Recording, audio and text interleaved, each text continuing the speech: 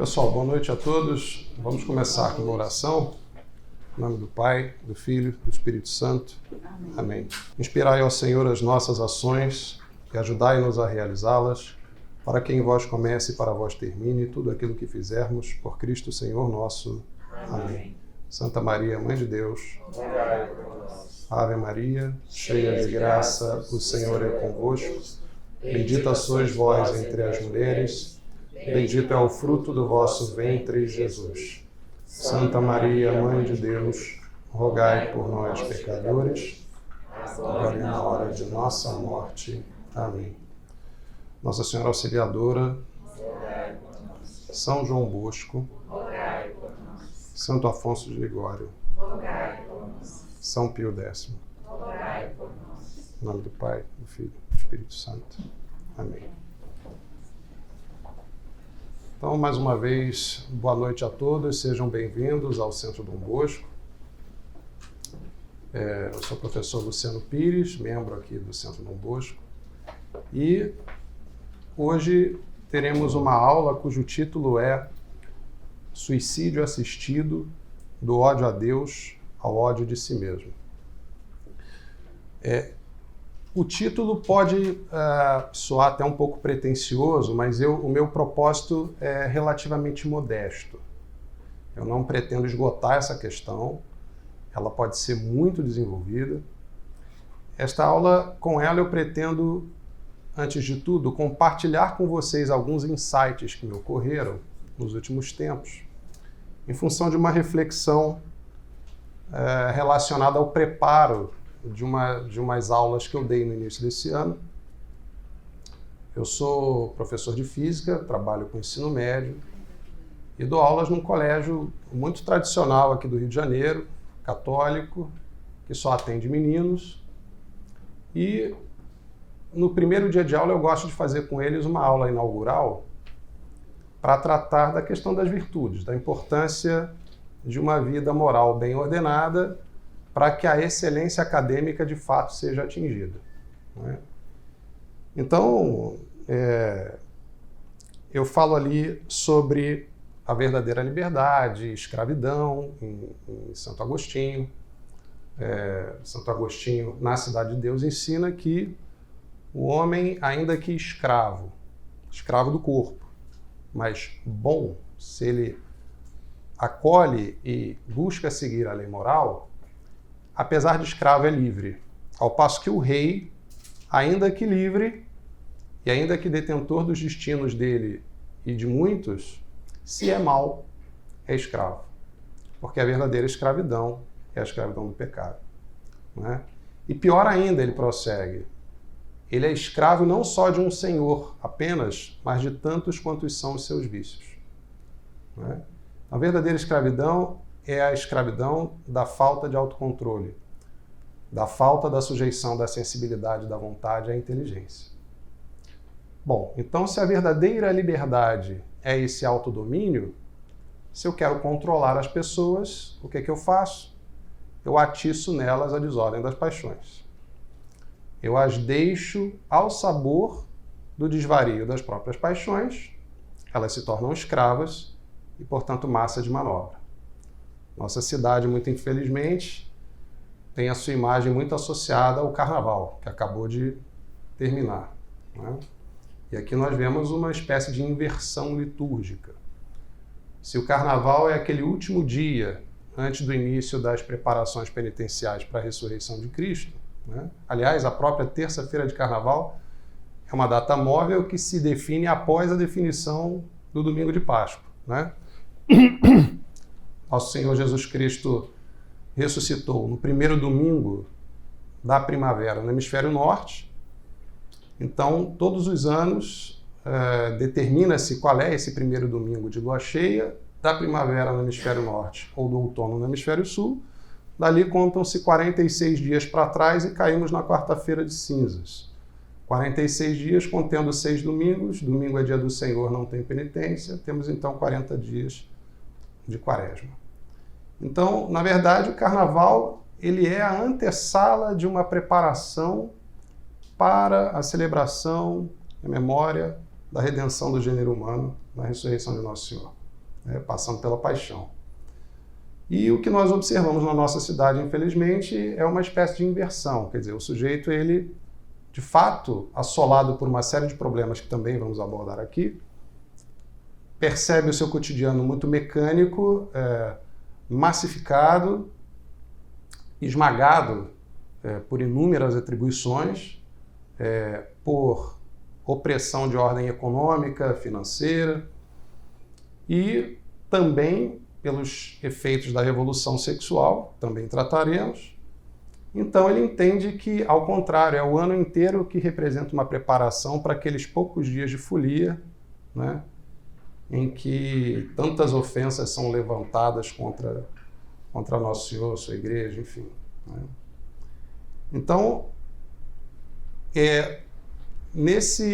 eu falo um pouco disso para os meninos, falo sobre a verdadeira liberdade, sobre a essência da masculinidade, né, já que é um colégio só de meninos, como chamado ao sacrifício. Né? Nosso Senhor mesmo era homem e se ofereceu no maior sacrifício que se pode imaginar, por amor a nós. Então, todo esse papo com eles, né, na preparação disso, eu fui desdobrando algumas coisas e surgiu uma tese, né? Surgiu uma tese que eu vou compartilhar aqui, que está no subtítulo no breve comentário, né, a divulgação que foi feita, que é basicamente o seguinte: olha, a continuarem esses desdobramentos da revolução sexual na nossa sociedade, daqui a pouco o suicídio assistido ele vai parecer uma boa ideia. Ele será revestido de uma dignidade que ele não tem, ele será aclamado como um direito e será explorado como um nicho de mercado. Né? E por que eu chego a essa conclusão com os meninos? Eu chego nessa conclusão a partir da percepção de uma realidade que é bastante flagrante. Né? Na minha geração mesmo, eu tenho vários conhecidos e não conhecidos, né? A gente vê por aí homens e mulheres que fizeram uma opção. Fizeram uma opção pelo nomadismo sexual, não casar, não constituir família, talvez ter um animal de estimação, ou se casam, são de maneira bastante informal, muitas das vezes, se tiver, tem um filho só. E claro que fazem isso, evidentemente que não são pessoas por essas opções, não se segue necessariamente que são pessoas más ou que têm assim, uma compreensão totalmente bloqueada para a realidade. São pessoas que são guiadas por uma noção de felicidade, isso é fato. Né? Mas o que eu me coloco é o seguinte: será que essas pessoas estão percebendo onde elas estão entrando? Porque se você não tem filhos, quando você ficar velho, quem vai cuidar de você? Não vou nem falar dos encargos ou das consequências sobrenaturais dessas opções. Vamos falar aqui da natureza mesmo. Né? A velhice custa muito dinheiro, custa muitos cuidados. Né? E o que acontece hoje é que nós temos toda uma população de pessoas que, dentro de 3 ou 4 décadas, a tendência é que encarem um cenário bastante aterrador. Né? Porque não adianta muito pensar, sei lá, numa comunidade de amigos que vai viver junto. Bom, esses amigos vão envelhecer também, vão precisar de cuidados também. Se eles também não têm uma prole, se eles também não deram vazão à vida, como todos somos chamados a dar, quem lhes retribuirá a generosidade que eles não quiseram dar? Bom, não, mas eu posso juntar muito dinheiro e pagar uma boa casa de idosos, né? Um bom asilo. Olha, os salários estão piorando. Né? Estão piorando. Moradia, por exemplo, que é uma coisa muito básica, tem ficado cada vez mais difícil ao longo das últimas décadas. ainda que você tenha... Vamos lá, se você tentar esse dinheiro, provavelmente você não vai conseguir, porque isso vai ser um mercado tão aquecido que a coisa vai ser caríssima, porque vai ter um monte de gente nessa mesma situação. Né? E ainda que você tenha o dinheiro, bom, você no máximo compra um serviço decente, mas você não compra aquele calor familiar, aquela preocupação sincera com você, amorosa, né? É um cenário de muito abandono. É evidente que isso vai cobrar um preço antecipado, porque a partir de certa altura as pessoas vão se dar conta disso. Porque todas as remunerações mais imediatas das escolhas que fizeram, elas vão minguando. Elas vão minguando. Né? Claro que você vai se agarrando nas coisas, então hoje você paga até Botox por mês, né? Tem plano de Botox que você aplica e tal para continuar rejuvenescido e tal. Então, é claro que o mercado de drogas, de terapias, ele vai se aquecendo porque é aí que estão sendo feitas essas apostas. Né? Mas a tendência disso é o colapso. É o colapso. Né? Então, essas pessoas, me parece, ou não têm a clareza dessas escolhas, ou não conseguem ter a clareza porque, turvadas pela tormenta das paixões envolvidas nessas escolhas, não conseguem enxergar isso. Né? E outra coisa, bom, se nós pegarmos outros exemplos, né, se eu voltar na minha família 2, 3 gerações, eu vou ver famílias numerosas. E essas famílias foram ficando cada vez menores. Né? Os meus pais, por exemplo, já são da geração dos 2 filhos. Né? Um casal, tá bom. E a minha geração, ou um ou nada. Né? E os meus jovens alunos estão ainda mais perdidos. Porque para eles o caminho do enlace definitivo com se é menino ou com uma menina, numa vida conjugal indissolúvel, né? Parece um caminho assim que nem existe. Tamanha a liquidez das relações hoje. Né? Então, o que eu falei para eles é o seguinte, olha, a tendência é que se vocês não prestarem atenção cedo nisso, vocês estarão nessa mesma situação. Né? E a masculinidade, se ela está em crise hoje, é porque o homem abriu mão do seu papel, que é o papel do sacrifício. Olha, é legítimo que as famílias escolham esta escola por uma certa garantia futura de que você vai ter uma boa posição empregatícia. Isso é muito nobre, mas isso não é um fim em si mesmo. São Tomás de Aquino é límpido, acompanhando Aristóteles, em dizer qual é a finalidade do homem, o fim último do homem. Bom, então qual é a finalidade da sua carreira? A finalidade da sua carreira, se é para você ganhar muito dinheiro, é para você sustentar uma família bem grande. E mais, o mundo vai vender para vocês as seguintes ilusões. Olha, viva como você quiser, tenha as perversões que você quiser, as licenciosidades que você quiser. A única coisa que você não pode ousar fazer é escolher uma moça decente, namorar, casar com ela para a vida inteira, ser aberto à vida e ter um montão de filhos. Porque se você fizer isso, você quebra o esquema. Para isso você não pode acordar. Você tem que continuar sendo esse hamsterzinho, né, na rodinha, achando que a vida é trabalho, é salário, é curtição e tudo mais. Então, esse cenário ele é bastante aterrador. E é por isso que a tendência é que essa relativização vá acontecendo. Né? Então, essa foi a motivação inicial dessa reflexão. E aí, no momento que eu comecei a me debruçar um pouco mais sobre isso, começaram a me chegar mais informações. Então, por exemplo, em 2022, setembro de 2022, o cineasta francês Jean-Luc Godard, aos 91 anos, foi para a Suíça e cometeu lá o suicídio assistido. A Suíça tem a legislação mais aberta para esse tipo de coisa hoje. Pessoas de toda parte do mundo vão para lá, né, com essa finalidade. E quem é que prestou esse serviço, por assim dizer? Né? Tem uma organização chamada, olha o nome, hein? Dignitas. o motto deles é o seguinte: Dignitas, to live with dignity, to die with dignity.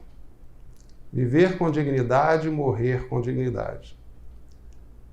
Quer dizer, eu ainda não conhecia esse negócio quando já tinha me ocorrido essa ideia do revestimento de dignidade, de uma dignidade que não existe.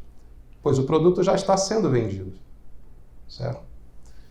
E as legislações no mundo ainda são têm se mostrado um pouco lentas, mas até aqui na América Latina já houve aí uma descriminalização da eutanásia na Colômbia, né? E aí convém uma distinção, né, entre suicídio assistido e eutanásia. Basicamente a diferença ambas são a opção pela morte da pessoa, mas na eutanásia não é a pessoa que administra a droga ou o mecanismo que vai tirar a vida dela. É uma junta médica, é uma equipe, ou é um terceiro, enfim, a família. E a eutanásia pode ser ativa ou passiva. Tem tratados acadêmicos que vão desmembrando isso. A eutanásia ativa é aquela que você administra uma droga com o objetivo de tirar a vida da pessoa, e a passiva é quando você suspende os cuidados que sustentam a pessoa viva, né?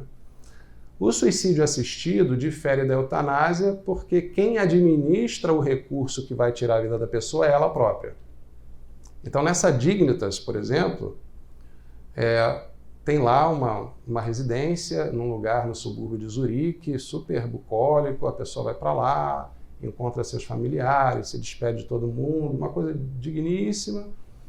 E aí a própria pessoa, depois de... Não é um processo assim também muito fácil, tem alguns boletins médicos que são exigidos, enfim. Tem uma grana alta que a pessoa tem que pagar, a informação que eu levantei, uma matéria antiga de 2009, salvo engano. A conta toda chegava a 30 mil reais, assim, valores hoje. Você pagar 30 mil reais para tirar a sua vida com dignidade. E essa organização ela foi fundada em 88 por um advogado ativista de direitos humanos, que é o Ludwig Minelli. E você primeiro tem que se associar, então você paga uma taxa anual para ser associado dessa associação.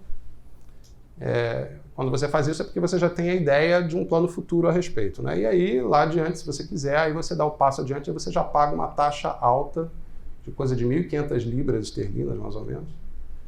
E aí os custos vão subindo até que, para a execução de fato do suicídio assistido, você terá desembolsado aí a módica quantia de uns 30 mil reais.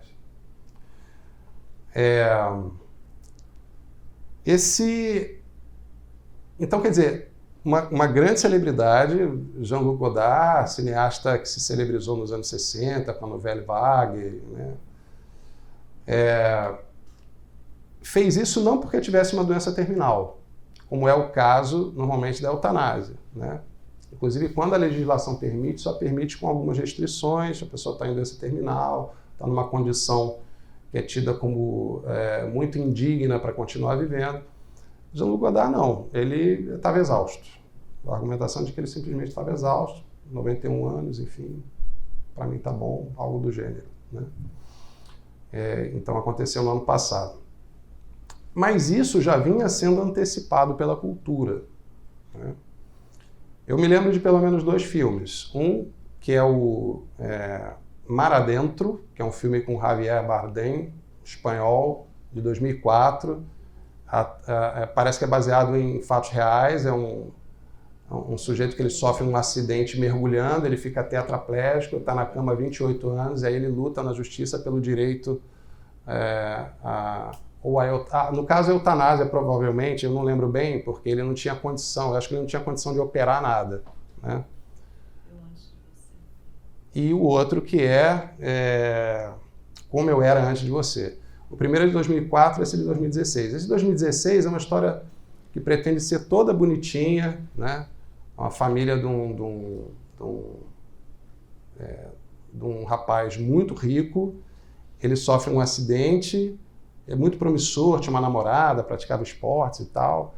Ele sofre um acidente, também fica paralítico. Aí tem uma moça, assim, de uma classe econômica inferior a dele, precisando de dinheiro, aí arruma um emprego cuidando dele, ele é muito mal-humorado, é difícil trabalhar com ele está perdendo tudo, os amigos se afastando, perdeu a namorada. ele vai perdendo o sentido de viver, né? E lá pelas tantas surge essa opção. E você percebe que o filme é todo desenhado para encaminhar essa opção como, de fato, nossa, tá vendo só, coitado dele. Uma forma de como é que pode viver a pessoa assim, né, dessa maneira e tal. Mas tem uma cena interessante nesse filme, que é quando a mocinha em casa, ela é de uma família operária. Ela chega em casa e ela está muito mexida com aquilo, ela está envolvida com o caso dele, ela está começando a entender a situação dele. E aí, ela, quando conta para a mãe fica atônita, fica irada com aquilo. Mas como é que pode um rapaz daquele, como é que vai fazer isso e tudo? Aí ela fala, mãe, é complicado. Aí a mãe retruca, não é complicado não, é muito simples. É muito simples. Ali era um laivo de tradição, de sabedoria. Não é complicado não, é muito simples. E por que é simples? Bom, na ordem natural, nós podemos alcançar que o dom da vida não vem de nós mesmos. Não precisa de revelação para saber disso, né? Não fui eu que me conferi a minha vida. E iluminados sobrenaturalmente pela revelação, nós também sabemos que, bom, do mesmo modo que eu não sou dono da minha vida, eu a tenho sob custódia, eu tenho que prestar contas dela, portanto, eu não tenho direito de dispor dela no momento que eu acho que devo. Então, a Igreja, no seu magistério, que sempre defendeu a vida desde a concepção até a morte natural, sempre se posicionou a favor da lei natural e contra esse tipo de abuso, né, de soberba humana sobre aquilo que não lhe compete, né?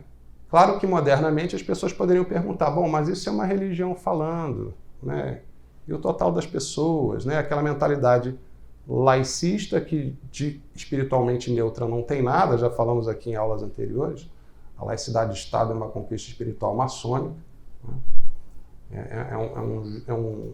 É uma ilusão, é um truque de ilusionismo, né? Na verdade, você transfere a autoridade moral, espiritual da figura visível do Papa, do chefe da Igreja, do Vigário de Cristo, para pessoas que não se conhecem, para uma cúpula secreta distribuída em lojas maçônicas, que dirigem através do sufrágio universal e da democracia liberal os rumos do mundo, né? Vide a nossa situação, se o Brasil é majoritariamente conservador, como é que nós temos tantas leis que passam contrariamente a essa maioria? Porque a democracia liberal não é uma questão de maioria. Não é uma questão de maioria. É uma ilusão. É uma ilusão de poder de escolha. Na verdade, a democracia liberal é um jogo que ganha não a maioria, mas as minorias bem organizadas, bem articuladas, né? E, claro, sensíveis a esses comandos, né? Nem tão subliminares assim, desses agentes que se fazem, que na verdade são agentes, para a maior parte das pessoas, ocultos, mas que estão pilotando, dirigindo os rumos da humanidade, né? E fazem isso através do sistema financeiro e dos governos. Bom, então, existe já uma antecipação cultural dessa história. No cinema eu citei a exemplo, como também já falamos aqui, das novelas no Brasil, que favoreceram, mobilizaram, né, sensibilizaram a opinião pública para o divórcio na década de 70, para passar a lei do divórcio, que era impopular, né?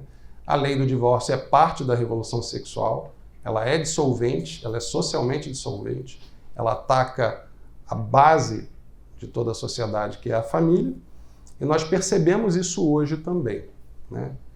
Então, quando a gente busca resgatar a lei natural, voltando lá à história com os meninos do colégio, né? Olha, por que tem que ter família? Por que tem que ter família estável e tem que ter família numerosa? Primeiro, porque a Previdência Social tem na família o seu fundamento natural. Então, se as famílias deixam de existir ou deixam de ser numerosas, você começa a colocar a Previdência Social em risco. A Previdência Social vai colapsar nesse ritmo. Vai colapsar. Você tem que ter uma base jovem, grande, economicamente ativa, né, sustentando os mais velhos que estão se aposentando. Isso é um fato, né? Segundo, né, falávamos do carnaval e de como no carnaval todo mundo é curioso, porque, olha, o carnaval é para ser pulado, é folia, é diversão, mas olha, se proteja, use camisinha. Quer dizer, mas a coisa é tão boa que se eu não me proteger, eu morro. Então, assim, isso já é uma confissão de que a coisa é intrinsecamente infecciosa. Né? Isso é perceptível cientificamente. Há algo de intrinsecamente infeccioso na continuada variabilidade de parceiros. O problema, e essa é uma boa defesa contra os ataques à Igreja Católica e sua moral sexual, o problema da disseminação de doenças sexualmente transmissíveis não é o uso ou não uso do preservativo. Isso não é a causa. Seu João com a Dona Maria, casados lá no interior de Minas Gerais, há 60 anos, frequentam-se conjugalmente 3 vezes por semana até hoje, nunca usaram nada e ninguém nunca ficou doente. Não por isso. Dessa relação, sem nenhuma proteção, em vez de doença e morte, o que saiu foi vida. 13 filhos. E seu João e Dona Maria puderam se matar de trabalhar, se entregar de corpo e alma, sem se preocupar com muita poupança, porque no final de 13 filhos vai ter um que enricou, vai poder bancar as coisas, né? Vai ter uma moça ou uma mulher, uma jovem senhora que já criou os filhos, está mais disponível para ficar tomando conta da mãe, né? Pode já ter um que foi para a igreja, se tornou religioso, padre, vai poder ali ministrar os últimos sacramentos. Você tem um combo completo. Os irmãos se regulam mutuamente. Então o primeiro nasceu meio esquisitinho, cheio de mania estranha. Vem o outro totalmente diferente, no embate com ele ali todo dia, vão se regulando. Aí vem mais outro diferente, ainda regula, bate, regula. Por que hoje a gente tem tanta criança com problema? Não tem irmão, gente. Não tem irmão. Daí o casal ele quer economizar, porque filho é caro. De fato, é uma realidade econômica que se fez hostil ao crescimento da família, mas acaba dando errado, porque no que você quer ser responsável, você não quer ter mais filhos do que pode bancar, mas às vezes aquele um filho ele vai ter tanto problema por ser sozinho, que a grana que você gastar com ele de terapia, de remédio, de não sei o quê, sem contar que muita coisa não precisa, mas você está perdido, e você vai aceitar o que disserem sobre seu filho, vai outros 2 filhos nessa brincadeira, financeiramente falando. Né? E se tudo der certo, ele se tornar um grande profissional e cumprir aquele sonho muito moderninho, liberal do filho e morar fora do país, como é que vão ficar vocês aqui na velhice? Seu filho vai voltar para cá, vai abandonar a vida dele lá e vocês não têm mais ninguém aqui para dar apoio a vocês. E ainda que você tenha dinheiro, você precisa de alguém para assinar as coisas por você, para responder por você. Não é assim tão simples. Então, quando você acaba com a abertura à vida com a família numerosa, você é a humanidade se voltando contra ela mesma. Do ponto de vista natural ainda. Né? Então, esse é o cenário que nós temos. Né? As pessoas desaprenderam o caminho da família e da família numerosa, da família estável e numerosa. Né? Hoje, tem estatísticas aí que dizem que 50% das crianças crescem sem pai. Já está se glamorizando a figura da mãe solo. Outro dia eu estava num restaurante com minha esposa, tinha uma roda de pessoas conversando do lado em Botafogo. Uma delas só faltou bater no peito que quando o filho dela tinha 4 meses, ela decidiu abandonar o parceiro. Como se fosse uma espécie de libertação, e como se o filho dela não importasse nessa história, ou como se o bem do filho dela não importasse nessa história. Acontece que não compete a ela definir que o filho dela não terá um pai. Isso é uma usurpação de direito. É direito dele, da criança, ter esse pai. Mas isso está sendo vendido assim, também como uma consequência da revolução social. Né? Então, tão logo eu me debrucei um pouco mais sobre esse assunto, eu vi que começaram a pulular casos que confirmavam essa tendência que eu espero que se reverta. Né?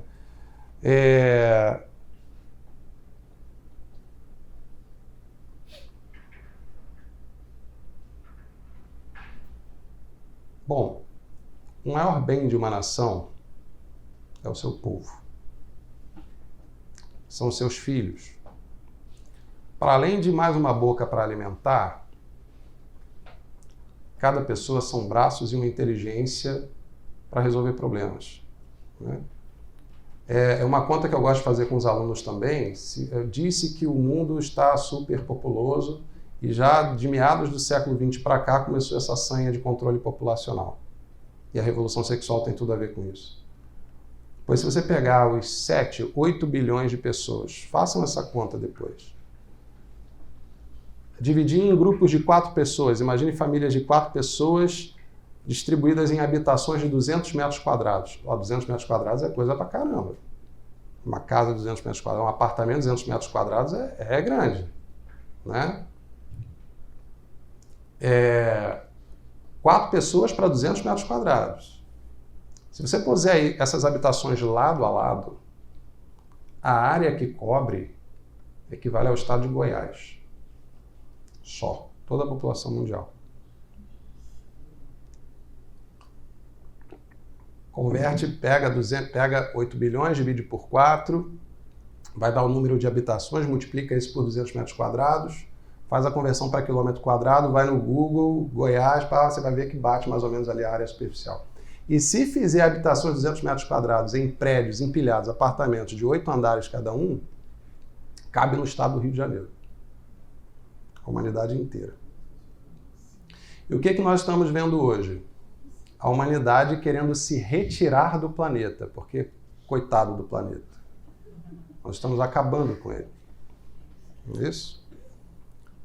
Então a humanidade, voltando-se contra si mesma, né, nós temos que controlar a população, nós temos que, enfim, salvar as focas, as baleias, isso já até é antigo, né, essa abordagem, mas todo esse ecologismo, esse ambientalismo, essa ideia de sustentabilidade, né, que é martelado o tempo inteiro, ela é a manifestação disso. E mais, ela é a manifestação de uma culpa acumulada.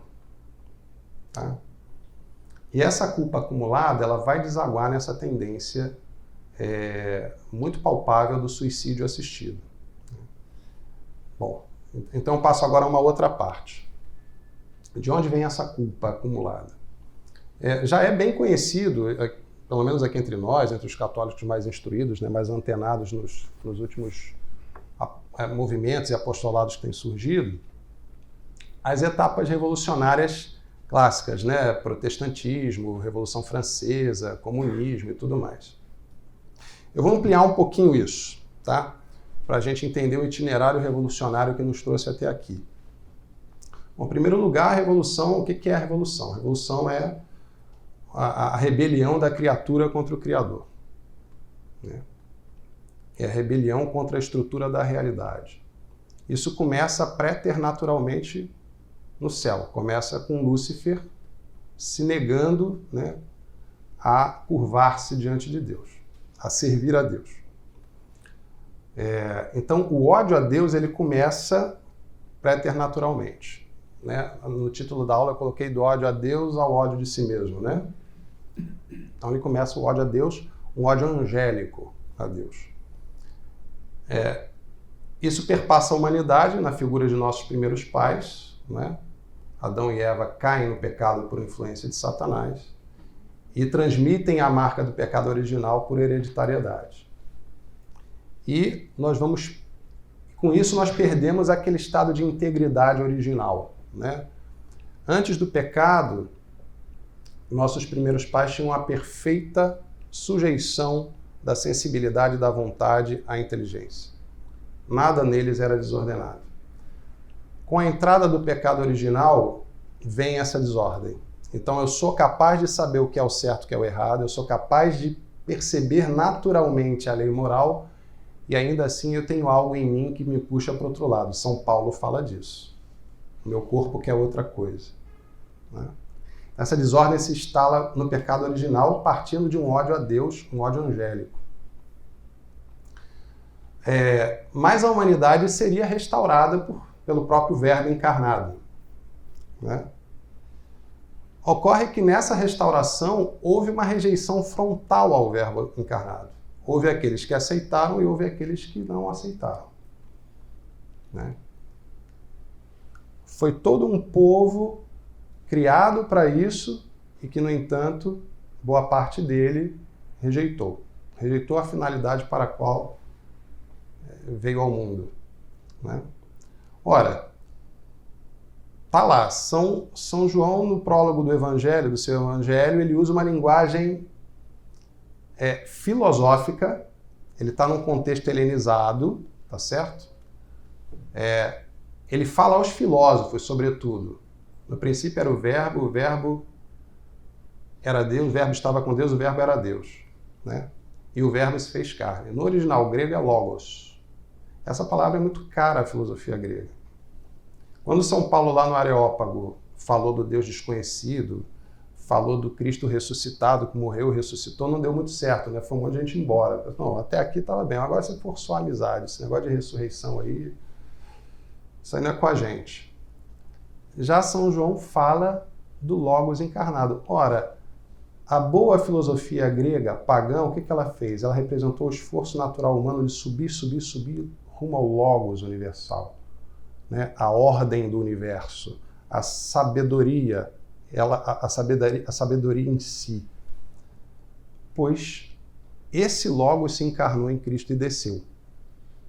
Pum, juntou a plenitude dos tempos. Facilitou para a gente, certo? Bom, quando a sabedoria divina, quando a ordem do universo se encarna numa pessoa e você a rejeita frontalmente, automaticamente você se torna um revolucionário. Certo? Você se torna um revolucionário. E se a sua identidade passa a ser a rejeição desse Logos, então a sua identidade passa a ser permanentemente a de um revolucionário. Então esse espírito revolucionário de fundo, ele vai permear todo o processo revolucionário a partir da cruz. Tá certo? E ele vai se manifestar posteriormente. Então, no protestantismo, né? Notem que o protestantismo é uma espécie de judaísmo mitigado. Né? Nenhum protestante vai dizer que não reconhece a Cristo. Mas ele não vai reconhecer a igreja, ele não vai reconhecer a Sagrada Eucaristia, certo? Portanto, ele não vai realizar sacrifícios. Então é nesse sentido que penso que podemos dizer que o protestante mais se aproxima do judeu do que do católico. Os seus templos mais se aproximam da sinagoga do que da igreja. Por quê? Porque com a rejeição do Logos encarnado e a destruição do Templo de Jerusalém, o judaísmo caiu na obsolescência do sacrifício. E aí notem, os sacrifícios que eram oferecidos no Templo de Jerusalém tinham inclusive a função expiatória. Função esta que viria a ser cumprida posteriormente, assumida posteriormente no sacramento da confissão.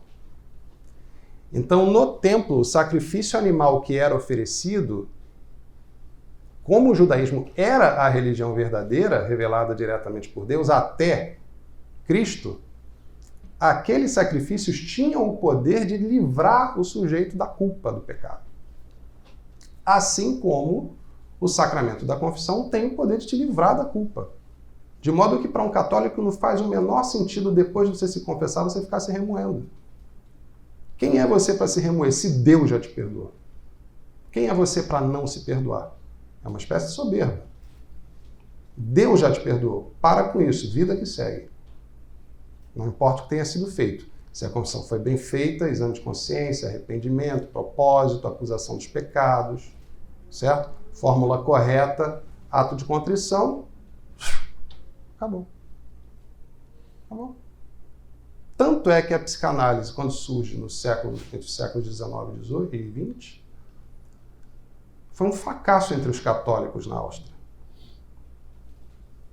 Os que mais aderiram foram judeus e protestantes. Por quê? Porque o católico está muito claro o seguinte, tem o médico do corpo, tem o médico da alma. Todos os dois são importantes. O médico da alma, o psicólogo, o médico da alma, é o padre. É o padre. Eu vou lá, me confesso, faço direção espiritual. Ele me livra, in persona Christi, ele me livra objetivamente da culpa do pecado que eu confesso. Então eu posso viver leve. Se não tem mais tempo para realizar sacrifício, como os judeus não têm e os protestantes rejeitaram a partir de Lutero, você não tem mais expiação de culpa. Mas o pecado é um ato objetivo e a culpa é objetiva. Ela vai se acumular. Ela vai virar mola de processos revolucionários.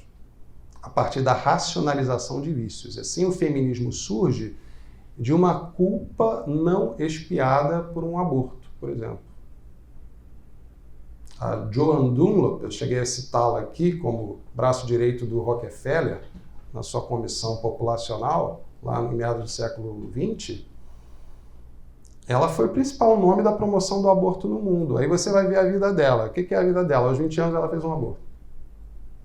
Quando você comete uma atrocidade dessa, você tem dois caminhos. Ou você se arrepende, ou seja, você submete a sua falta à lei natural e se ajusta por ela, ou você recusa a lei natural e o que você vai fazer? Você vai transformar o mundo. Você vai racionalizar o seu erro para que o mundo não diga que você está errado. Como a partir do século XIX o liberalismo se infiltrou muito nos meios católicos e começou a haver uma relativização nesse sentido, né, a partir do iluminismo também, enfim, as pessoas não tinham mais como... A Europa, uma outrora cristã, já começou a perder o seu caminho de expiação de culpa. Certo? Então isso vai virar mola revolucionária. Voltando aos protestantes. Então, os protestantes abandonaram a missa, né? Abandonaram os sacramentos, não realizam mais sacrifício, certo? Não tem o sacramento da confissão.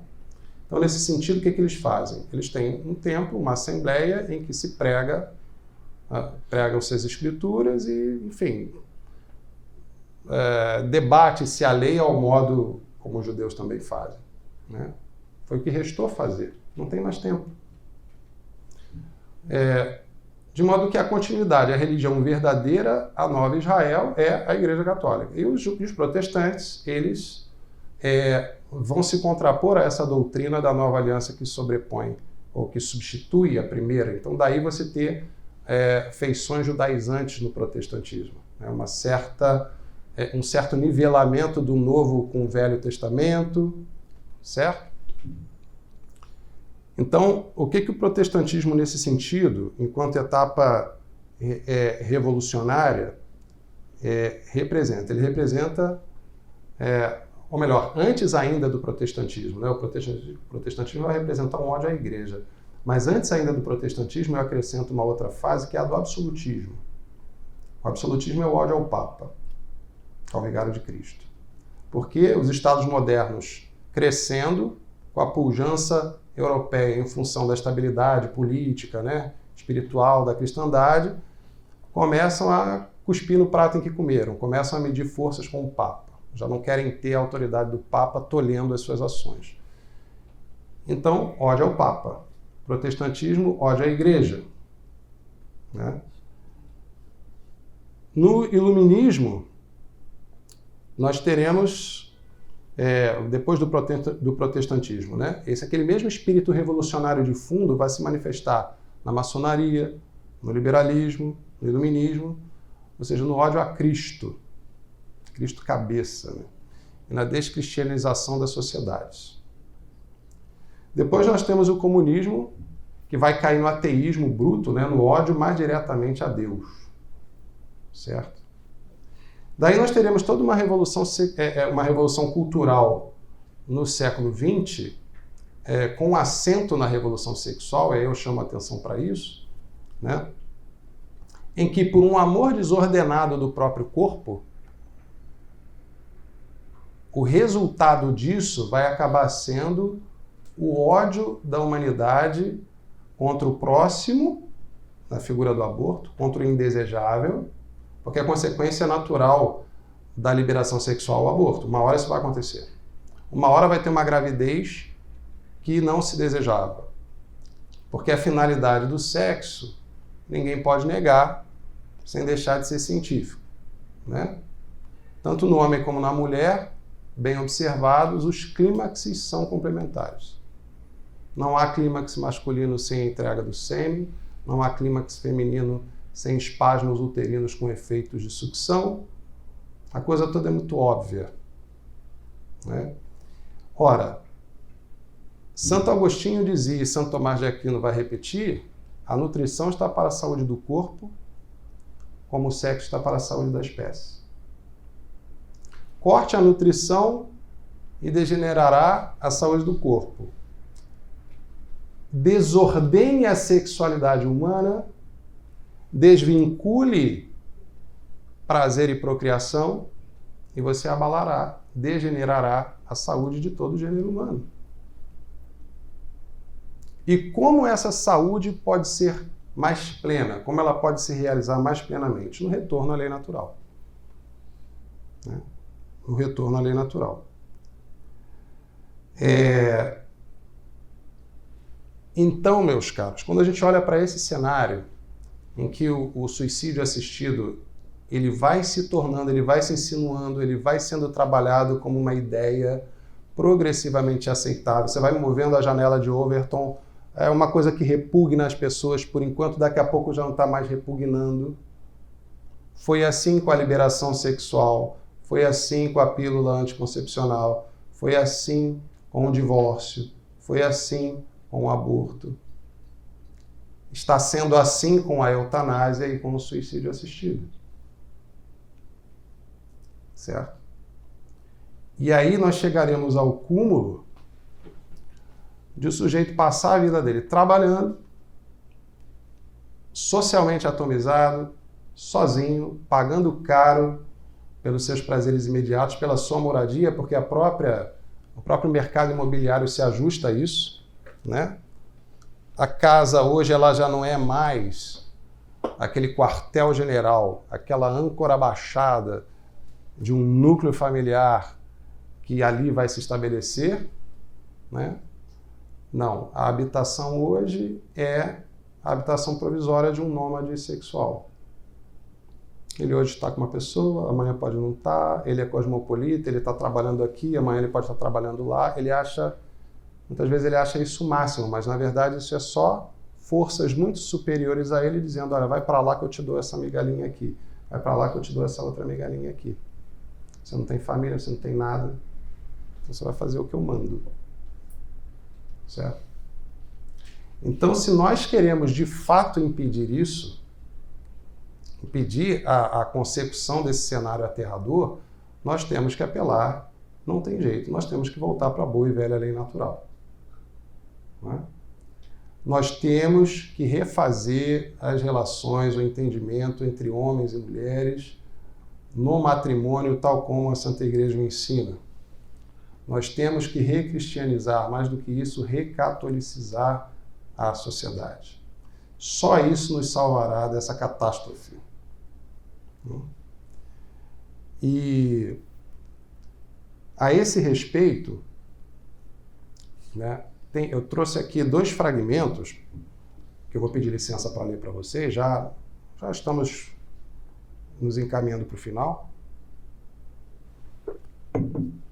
Esse livro aqui, A Educação da Sexualidade, um guia para pais educadores, do Monsenhor Álvaro Negromonte. Eu já tinha recebido uma outra indicação de um padre da tradição de uma obra dele, Noivos e Esposos. E esse livro ele é bastante interessante. Eu, em verdade, não pude lê-lo todo, eu só pude folheá-lo. Mas o pouco que eu folheei já foi de grande valia, tendo em vista o nosso objetivo aqui. Né? Ele fala de um tempo em que... qual é a crítica muito comum? E isso aqui, veja, ele trabalhou esse tipo de apostolado até os anos 60. E ali ele já percebeu o seguinte, as gerações anteriores se enchiam de pruridos de falar de educação sexual com os filhos, de educar minimamente os filhos com relação às coisas da intimidade conjugal, enfim. Porque antes deles isso era uma coisa que não se falava, o pessoal não falava, mãe não falava, pai não falava, era aquela coisa muito... Quando você casar, você vai ver como é que é. Né?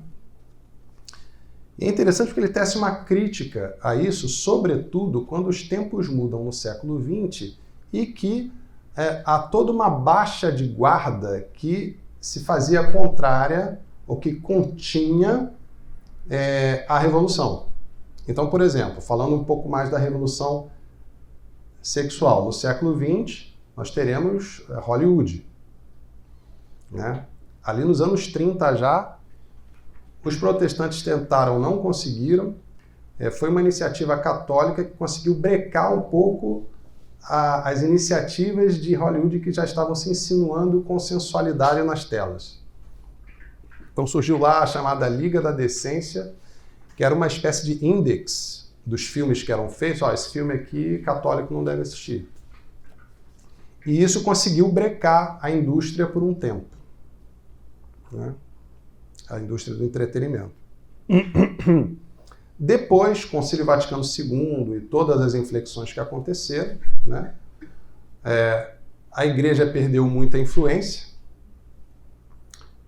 Na década de 70, a pornografia vai ganhar os cinemas nos Estados Unidos, vai ganhar a tela grande, né, chamada até a era dourada do pornô. Seria os anos 70, as pessoas pagavam ingresso de cinema para assistir filme lá. E depois foi ramificando, né? Televisão, videocassete, locadora, enfim. E hoje está aí na internet, na mão dos nossos adolescentes, né? Acessível pelos nossos adolescentes. Então, como o mundo foi se transformando e essa realidade sexual começou a chegar inevitavelmente nos jovens e de maneira muito distorcida, aquele silêncio dentro de casa ele passou a ser condenável na visão desse Monsenhor. Ele disse, isso é um erro. A gente vai precisar falar disso com os jovens, com as crianças, para poder dar a eles o verdadeiro sentido da educação sexual. Porque a educação sexual enquanto disciplina escolar, ela surge já no contexto de laicização, de dessacralização, que a ideia é justamente o desvínculo de sexo e procriação. É revolução sexual. Mas ele defende que existe uma verdadeira educação sexual. Essa seria a falsa. E que os católicos deveriam se lançar a ela. E aí ele diz aqui no seguinte, olha, a própria natureza nos diz para que existe o instinto, e nós queremos que esta finalidade seja respeitada. Diversamente, nos dois sexos, o instinto clama pela reprodução da espécie e ela deve naturalmente orientar a questão. Fora disto, a função é antinatural. A natureza mesma condena a emoção sexual fora dos meios naturais da procriação. É ainda a natureza humana que exige não uma procriação qualquer, como os animais, porém uma criação que garanta a manutenção e a educação conveniente do filho. Ora, isto não se consegue nas uniões casuais nem temporárias, mas numa união indissolúvel e monogâmica. Além destes ditames da reta razão humana, que vê assim claramente quando não a turvaram as paixões ou os prejuízos, temos mais a palavra de Deus nas ordenações definitivas do Decálogo. Guardarás castidade, não desejarás a mulher do próximo. Com isto, marcamos o termo final da educação especial que nos ocupa. Estamos, como veem, do lado oposto. Pomos bem alto a nossa mira. Caminhamos para um ideal perfeitamente humano, porque se ocupa do corpo sem desconhecer os direitos do espírito e a soberania absoluta de Deus. Assim como condenamos os que querem animalizar o homem, cuidando-lhe só do corpo, lastimamos os que pensam em angelizá-lo, cuidando só da alma. Cuidamos dos dois, mas o primado é sempre do espírito, a substância específica do homem. Consideramos a parte animal do homem, mas nos conhecemos bastante para nos querermos tratar como simples animais. E se os próprios irracionais são capazes da continência, muito mais o homem deve ser da castidade. Por isto, a educação sexual que defendemos e propugnamos é um encaminhamento para a castidade. Fora disto, ela não tem sentido para nós.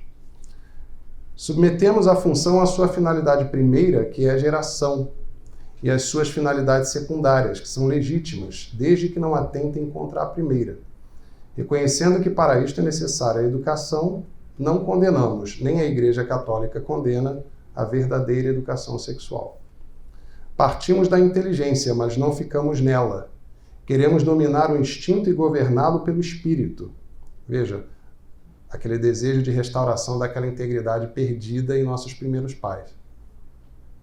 Devemos subordinar a emoção à sua finalidade monogâmica e procriadora. Estão os sentidos vivamente envolvidos na questão, e nós não os desprezamos. Mas não temos a ilusão de dominá-los por meros conhecimentos intelectuais ou demonstrações técnicas, que mais servirão para desencadeá-los. Por isso mesmo, em nossa educação sexual, o conhecimento é um caminho para a formação da vontade e o domínio dos sentidos. Como a função sexual é, acima de tudo, uma função moral, a sua educação específica é, acima de tudo, uma formação moral. Veja que é interessante, né? Então, é uma boa abordagem do resgate do verdadeiro sentido de uma educação da sexualidade, disputando espaço com os revolucionários, né? Também temos no catecismo, né, uma passagem interessante. Devo observar que este catecismo traz algumas preocupações, algumas descontinuidades claras com a tradição e algumas questões, mas não é o ponto aqui, né? Aqui percebe-se uma fidelidade bem grande ao ensinamento de sempre da Igreja. No parágrafo 2373, sob o título O Dom do Filho, né? Porque o que se tornou o filho na concepção liberal? O filho é uma despesa. Aliás, eu vi recentemente uma matéria dizendo que os custos projetados de um filho até os 18 anos podem chegar a 3 milhões de reais. Se reduz uma pessoa a uma conta, né? A Sagrada Escritura e a prática tradicional da Igreja veem nas famílias numerosas um sinal da bênção divina e da generosidade dos pais. Isso a gente já vê no Antigo Testamento, com o anjo de Deus falando a Abraão e a Isaac, né? Que ele terá como bênção uma descendência tão numerosa como as areias e as estrelas do céu. Filho é bênção, é dom. Famílias numerosas são um sinal da bênção divina e da generosidade dos pais. É grande o sofrimento de casais que descobrem que são estéreis. Que me darás? Pergunta Abraão a Deus. Continuo sem filho. Faze-me ter filhos também, ou eu morro, disse Raquel a seu marido Jacó. As pesquisas que visam diminuir a esterilidade humana devem ser estimuladas sob a condição de serem postas a serviço da pessoa humana, de seus direitos inalienáveis, de seu bem verdadeiro e integral, de acordo com o projeto e a vontade de Deus.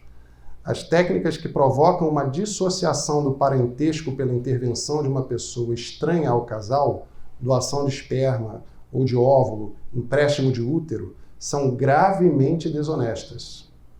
Estas técnicas, inseminação e fecundação artificiais heterólogas, lesam o direito da criança de nascer de um pai e uma mãe conhecidos dela e ligados entre si pelo casamento. Elas traem o direito exclusivo de se tornar pai e mãe somente um por meio do outro. Praticadas entre o casal, estas técnicas, inseminação e fecundação artificiais homólogas, são talvez menos claras a um juízo imediato, mas continuam moralmente inaceitáveis. Dissociam o ato sexual do ato procriador. O ato fundante da existência dos filhos já não é um ato pelo qual duas pessoas se doam uma à outra. A vida e a identidade do embrião para o poder dos médicos e biólogos e instauram... Perdão, tem um corte aqui. Eu pulei uma parte. O ato fundante da existência dos filhos já não é um ato pelo qual duas pessoas se doam uma à outra, mas um ato que remete à vida e à identidade do embrião para o poder dos médicos e biólogos e instaura um domínio da técnica sobre a origem e a destinação da pessoa humana. Não deixa de ser curioso que hoje nós vejamos na ideologia de gênero, e, enfim, também ela é uma consequência da revolução sexual, essa dissolução da identidade sexual humana, não deixa de ser curioso e até cômico, em certa medida, como é que, no entanto, busca se reproduzir o padrão da família tradicional. Já repararam? Família já não é mais apenas homem e mulher, mas eu tenho que ter o direito legal de ter um filho, adotado, inseminado, algo assim. Quer dizer, a coisa é tão forte, ela pulsa tão fundo, ela é tão natural, ela é tão inscrita na nossa natureza, que mesmo nessas distorções, ela se manifesta. Né? Ela reivindica a sua existência. Tal relação de dominação é por si contrária à dignidade e à igualdade que devem ser comuns aos pais e aos filhos. A procriação é moralmente privada de sua perfeição própria quando não é querida como fruto do ato conjugal, isto é, do gesto específico da união dos esposos. Somente o respeito ao vínculo que existe entre os significados do ato conjugal e o respeito pela unidade do ser humano permite uma procriação de acordo com a dignidade da pessoa. O filho não é algo devido, mas um dom. O dom mais excelente do matrimônio é a pessoa humana. Eu falo para os meus alunos. Eu chego em casa e vejo meus filhos correndo, olho para eles e digo, sou eu e minha mulher ali. Como é que pode? É um outro ser humano. Eu e ela ali, misturados.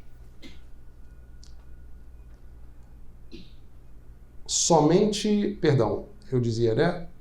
O dom mais excelente do matrimônio é uma pessoa humana. O filho não pode ser considerado como objeto de propriedade a que conduziria o reconhecimento de um pretenso direito ao filho. Nesse campo, somente o filho possui verdadeiros direitos. O de ser o fruto do ato específico do amor conjugal de seus pais, e também o direito de ser respeitado como pessoa desde o momento da sua concepção. O Evangelho mostra que a esterilidade física não é um mal absoluto. Os esposos que, depois de terem esgotado os recursos legítimos da medicina, sofrerem de infertilidade, unir-se-ão à cruz do Senhor, fonte de toda a fecundidade espiritual. Podem mostrar sua generosidade adotando crianças desamparadas ou prestando serviços relevantes em favor do próximo. O que nós vemos aqui? O sentido do sofrimento. Né? Então, esse processo revolucionário, que começa preternaturalmente, que é confirmado aos pés da cruz pela rejeição do Verbo encarnado, que se desdobra ao longo da história paulatinamente contra o Papa, contra a Igreja, contra os sacramentos e, no fim, contra a própria pessoa humana, ela vai não só acumular culpa nas pessoas em função daqueles mecanismos, da ausência do mecanismo da expiação da culpa, certo? Isso vai adoecer as pessoas, porque o peso do pecado adoece as pessoas objetivamente. Mas não só, isso também vai esvaziar todo o sofrimento de sentido. O sofrimento não faz sentido numa sociedade assim, certo? Eu abri mão de toda uma cosmovisão da cruz, do sofrimento, da felicidade eterna que passa por um padecimento. Eu não quero isso. Eu sou capaz de produzir um mundo em que tudo dá certo, pois a realidade vem, nega isso fragorosamente, e aí como é que fica? Fica deprimido, fica dependente de remédio. Porque o sofrimento você não elimina numa canetada. O sofrimento vai aparecer, busque você ele ou não. Só que se você já não pode mais uni-lo à cruz de Nosso Senhor, que no fim das contas é isso que confere sentido ao sofrimento, né? Você pode ser um masoquista também, você também pode ser um sujeito que tem um culto ao corpo a tal ponto que você não vê problema nenhum em fazer os mais rigorosos jejuns para trincar o abdômen daqui a 6 meses, mas você vê graves problemas em deixar de comer carne numa sexta-feira. Certo? Então você não vê problema em castigar o seu corpo, em subjugar o seu corpo para uma meta terrena, para aquilo que menos importa, mas para aquilo que mais importa, que é a vida eterna da sua alma, aí é um problema. Evidente que isso tem que estourar já aqui socialmente, né? Então, nós vemos que o próprio catecismo, traduzindo aqui a doutrina da Igreja, vai nos dar um caminho. né? O homem e a mulher eles têm uma complementaridade que só se cumpre perfeitamente, tendo em vista a desordem do pecado original, dentro da Igreja Católica. Tanto no que ela ilumina da lei natural, ajudando a nossa razão natural a funcionar melhor, como naquilo que ela nos ilumina sobrenaturalmente com as verdades reveladas, né? E aí eu falo lá para os meninos, né? Olha, você quer sair disso? Você quer ser verdadeiramente homem? Né? Você quer ser homem? Olha, então você tem que rejeitar essa vida que estão vendendo para você. A sua masculinidade, ela não tem que ficar oscilando entre um extremo de efeminação e um outro extremo de brutalidade estéril, que hoje tem muito também. O sujeito é musculoso, tatuado, barbudão, coisa e tal. Mas ele não tem a coragem. Ele não tem... E veja, ele não tem a coragem porque ele seja intrinsecamente um covarde. É porque ele foi levado pela revolução sexual a conspirar contra a sua própria maturidade. Essas pessoas muitas vezes se afirmam muito na internet, se acham muito donas do seu destino, mas são pessoas que vivem com medo de morrer, com medo de perder o emprego. Há pessoas que não têm filhos que têm mais medo do que eu que tenho filhos de perder o emprego. Porque acaba que é isso que resta para a pessoa. Então, na verdade, a felicidade dela passa pela doação de si mesma e naquilo que há de mais fundamental na natureza humana, que é, se você não vai ser um religioso, se você não vai já antecipar aqui o seu casamento com Cristo, casar-se com uma boa moça e fazer do seu casamento uma imagem de Cristo da igreja. O homem está para Cristo como a mulher está para a igreja. Então é dessa união que a gente consegue salvar esse cenário de catástrofe, né? Então eu digo para eles, olha, você quer ser homem de verdade? Então, não com esses termos, né, mas poderia dizer, para de ser vergonhice, busque a castidade, reze muito, tenha vida sacramental, busque uma moça com uma vida parecida com a sua, namore, case com ela e tenha um montão de filhos. Ah, não vai dar conta. Vai dar conta, meu filho. Vai dar conta. O mundo vai querer te convencer de que não dá conta, mas vai dar conta, né? Por que dá conta? Dá conta se você tem fé, dá conta se você busca de fato ordenar a sua vida com aquilo que pede a igreja, com aquilo que a igreja nos propõe a crer, né? Não tem jeito, a gente podia adorar a pílula o quanto quisesse, mas a verdade é, a nossa única saída é recatolicizar a nossa sociedade. Infelizmente, nós sabemos que a igreja vive uma crise, boa parte da hierarquia interiorizou os comandos dos seus opressores, a igreja se retirou em grande medida da atividade evangelizadora, não é? Deixou de expor a fé para a salvação das almas em situações críticas ou, na melhor das hipóteses, não se manifesta em situações graves, não é? Para evitar que as pessoas caiam no erro. Mas não tem jeito.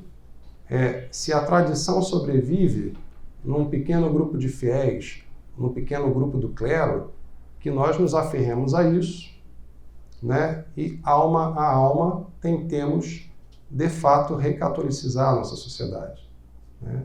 Qualquer passeio em paróquia aqui, pessoas que frequentam a missa regularmente, quantos e quantos e quantos casos em que a pessoa até está lá, vai à missa todo domingo, comunga, e vive uma vida totalmente fora de conformidade com isso aqui.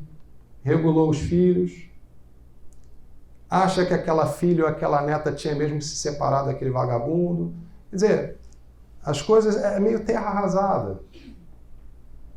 Mas nós não podemos perder a esperança, né? E para encerrar, então, eu resgato Nosso Senhor falando no Evangelho de São Mateus, capítulo 6, a partir do versículo 19, né? Que é aquela cobrança que ele faz, aquela exortação que ele faz para que seus discípulos tenham fé, né? As forças do financismo global, das tiranias políticas vão querer nos convencer de que a família é uma má ideia, de que um filho é antes um peso que uma bênção. Não, os filhos são a renovação continuada de sentido da vida, né? Ninguém se torna um bom combatente sem batalha. Ninguém se torna um bom soldado sem a simulação da batalha, sem viver a vertigem de que pode morrer a qualquer momento naquele treinamento, né? Assim é com o corpo, também assim é com o espírito. Então, só quem tem filhos vai passar certos perrengues e vai se santificar com esses perrengues. Se você não tem filho, não adianta. Você tem que ser pai e mãe de algum modo, nem que seja espiritual. Quando, por exemplo, se abraça a vida religiosa. Mas você tem que ser pai, mas você tem que sair de si mesmo, você tem que se doar, porque é esse o processo de santificação, né? Só que o processo de santificação ele requer a virtude da humildade como primeira virtude. Então, nesse sentido, a recatolização da sociedade. Nós temos que baixar a nossa cabeça novamente para a nossa Santa Mãe Igreja, porque é ela que tem a receita da nossa felicidade, né? Então, Nosso Senhor, bem a esse respeito, diz no Evangelho de São Mateus, versículos 19 e seguintes: Não ajunteis para vós tesouros na terra, onde a ferrugem e as traças corroem, onde os ladrões furtam e roubam. Ajuntai para vós tesouros no céu, onde não os consomem nem as traças, nem a ferrugem, e os ladrões não furtam nem roubam.